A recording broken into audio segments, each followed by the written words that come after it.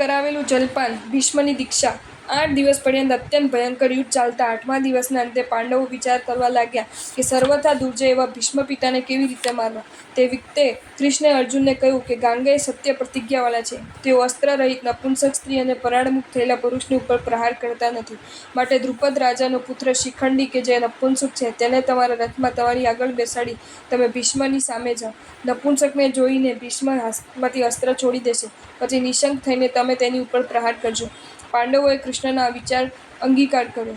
9મે દિવસે પ્રાતઃકાળે સૈનિકોને તૈયાર કરી પાંડવો અને કૌરવો રણભૂમિમાં આવ્યા.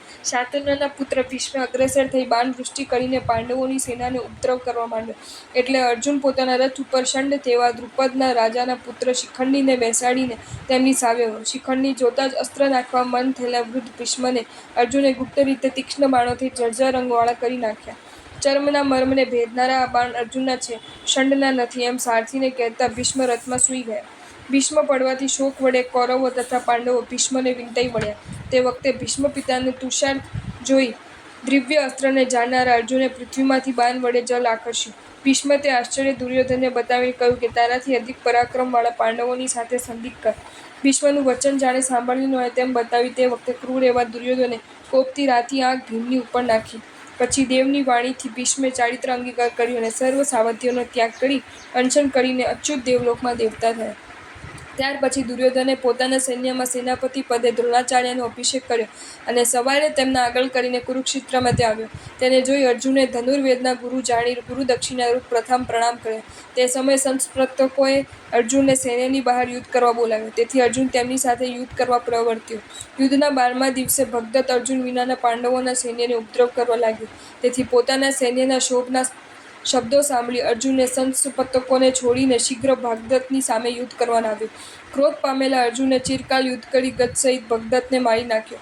પછી કેટલાક રાજાઓના કહેવાથી કૌરવોએ તે રાત્રિમાં બીજે દિવસે અખંડિત એવા ચક્રવ્યૂહ કરવાની ગોઠવણ કરી. અર્જુન સૈન્યની બહાર આવી સંસ્પર્ધકોને મારવામાં રોકાયો. એટલે ભીમ વગેરેથી પરિવરેલો અભિમન્યુ ચક્રવ્યૂહમાં પેઠો. દુર્યોધન, કૃપાચાર્ય, દ્રોણ, કર્ણ અને કૃતવર્માના અસ્ત્રોને નહીં ગણતો અર્જુનકુમાર ચક્રવ્યૂહનું મંથન કરવા લાગ્યો. દુર્યોધન વગેરે વીરોએ ભીમાદિકને યુદ્ધમાં રોકી રાખે. એટલે અભિમન્યુ અને જયદ્રથ બંને સુભટો પરસ્પર યુદ્ધ કરવા લાગ્યા. લોહમય અને દિવ્ય એવા અસ્ત્ર સમૂહથી ચિરકાળ યુદ્ધ કરીને જયદ્રથે સૂર્યાસ્ત સમયે અભિમન્યુને મારી નાખ્યો. તે સાંભળી ક્રોધ પામેલા અર્જુન બીજા દિવસના અસ્તની અગાઉ જયદ્રથના વધની પ્રતિજ્ઞા કરીને શત્રુઓની સેનામાં પેઠો. ક્રોધી અર્જુનને વચમાં દ્રોણાચાર્ય રૂંધ્યો. સાત્યકી અને ભીમસેન અર્જુનની પાછળ આવ્યા. પરંતુ દુર્યોધને ભીમને રૂંધ્યો અને પુરુષરીવાએ સાત્યકીને રૂંધ્યો. વ્યાધિઓથી વીંટાયેલ હોય તેમ જયદ્રથની ફરતા તેના રક્ષણ માટે અનેક રાજાઓ વીંટાઈ રહેલા હતા. તો પણ જયદ્રથને અશ્વ, રથ, સારથી અને અસ્ત્ર વગરનો કરીને અર્જુને પોતાની પ્રતિજ્ઞા સંભાળી. સૂર્ય અસ્ત થતાં પહેલાં તેને મારી નાખ્યો. આ પ્રમાણે 14 દિવસના યુદ્ધમાં દુર્યોધનની 7 અક્ષૌહિણી સેનાનો વિનાશ થયો. તેથી દુર્યોધનને અત્યંત દુઃખ થયું. ત્યાર પછી કૌરવોએ રાત્રે યુદ્ધ કરવા વડે જય મેળવવાની આશા બાંધી. તેથી જ્યારે કુંવરકુમારો સૂઈ ગયા ત્યારે ઘુવડ પક્ષીની જેમ આવીને અકસ્માત તૂટી પડ્યો. તે વખતે ભીમ જેવો ભયંકર ભીમનો કુમાર ઘટોત્કચ શત્રુને ત્રાસ પમાડતો માયાશુદ્ધથી યુદ્ધ કરવા લાગ્યો. તેને જોઈને કર્ણ કોપ પામ્યો. પછી કર્ણદેવે આપેલી સ્ફુરાયમાન અગ્નિના કારણેથી વીંટાયેલી એક શક્તિ ઘટોત્કચ ઉપર છોડી. તેથી ઘટોત્કચ મૃત્યુ પામ્યો. પ્રાતકાળે દ્રોણાચાર્ય પાંડુ સૈન્યને ઉપદ્રવિત કર્યું. એથી વિરાટ અને દ્રુપદ રાજા તેની સામે થયા. તે બંનેને તેમને મૃત્યુ પમાડ્યા. વિરાટ અને દ્રુપદ રાજાના મૃત્યુથી ધર્મરાજાનું સૈન્ય ગ્લાનિ પામ્યું. તેથી ધૃષ્ટદ્યુમ્ન ક્રોધની સામે આવ્યો અને ધૃષ્ટદ્યુમ્ન અને દ્રોણાચાર્યનું ચિરકાલ યુદ્ધ થયું તે જોઈ આકાશમાં રહેલો ખેચરો પણ ભય પામ્યા.